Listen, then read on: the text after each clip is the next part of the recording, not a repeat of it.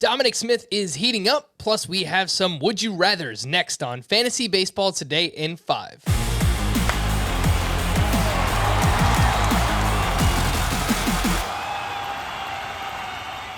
Welcome into FBT in 5. As always, make sure to follow and stream us on Spotify. Today is Thursday, July 22nd. I am Frank Stanfield, joined by Chris Towers.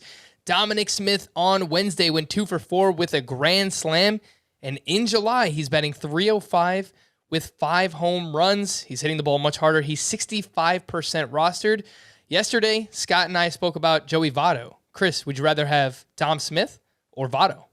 Yeah, I think in both cases, you're looking at guys who have been largely disappointing for the first half of the season. Although, in Votto's case, he was coming off a rather disappointing season as well.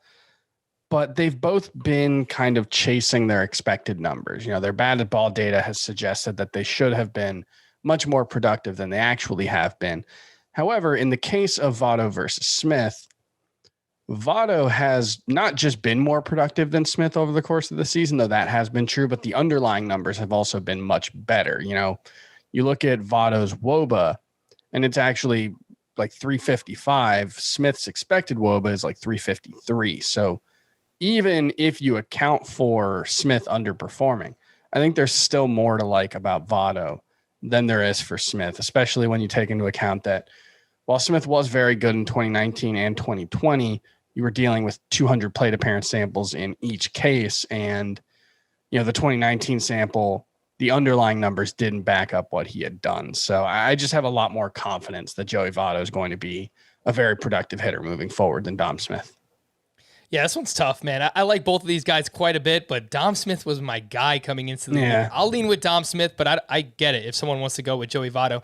Let's go over a few other would you rather scenarios. Austin Gomber made his return, 6 innings, 3 runs, 3 strikeouts, and Alex Cobb has great underlying numbers. He's someone you've been talking about on the Full Length podcast quite a bit this season, Chris. Who would you rather have, Austin Gomber or Alex Cobb? As much as I do like Cobb, and I think the underlying numbers, 10 plus K per 9, good walk rates, good ground ball rates. He's been someone who's, been a top 30 pitcher based on FIP for much of the season. I still like Gomber more. And I think the biggest part of it is just that before he went on the IL, this was his first start back. He had really made a huge improvement in his control. He only had 4 walks in his last 10 starts before going on the IL, 55 strikeouts and right around 53 innings. So I think that, and the fact that, he did come back, gave up 3 solo home runs, but only 1 walk. The fact that he was able to limit the walks in this and the base runners overall makes me think that he can continue to do that moving forward like he was before the injury. So I do like him more than Cobb. I don't think either one's a must-start guy, but both are, maybe top 60-ish pitchers. If you need an outfielder in a shallower league, we do have 3 players that are heating up. Max Kepler, over his last 15 games, 280 batting average with 6 home runs. Robbie Grossman is just having a massive July. He had another home run on Wednesday. And Ryan Mountcastle also hit another home run.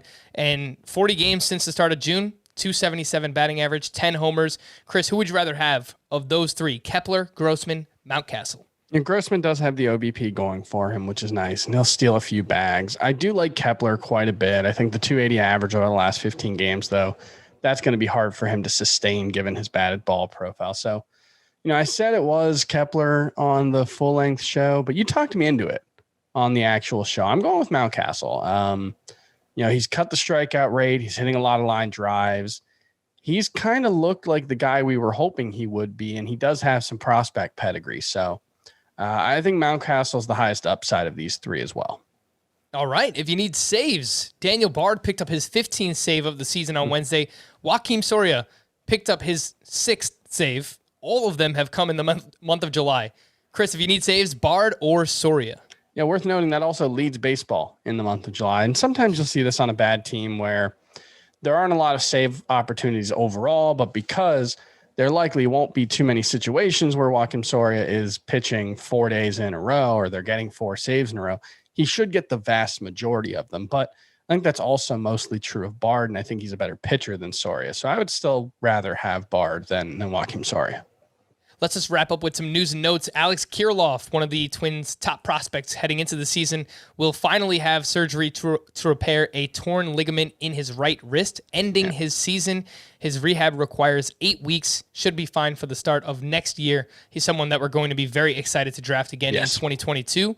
And then Nick Castellanos has a microfracture in his wrist. He said he feels 50% and that he needs a few more days to rest. Kind of a weird situation going on with Nick Castellanos. Yeah. This could be very bad, but it's concerning for sure. Don't just sell him for the sake of it, but 100%. It's concerning there for Nick Castellanos. For more extensive fantasy baseball coverage, listen to the Fantasy Baseball Today podcast on Spotify, Apple Podcasts, Stitcher, your smart speakers, or anywhere else podcasts are found. And thanks for listening to Fantasy Baseball Today in 5. If you enjoyed the pod, please leave a 5-star review on Apple. We'll be back again tomorrow morning. Bye-bye.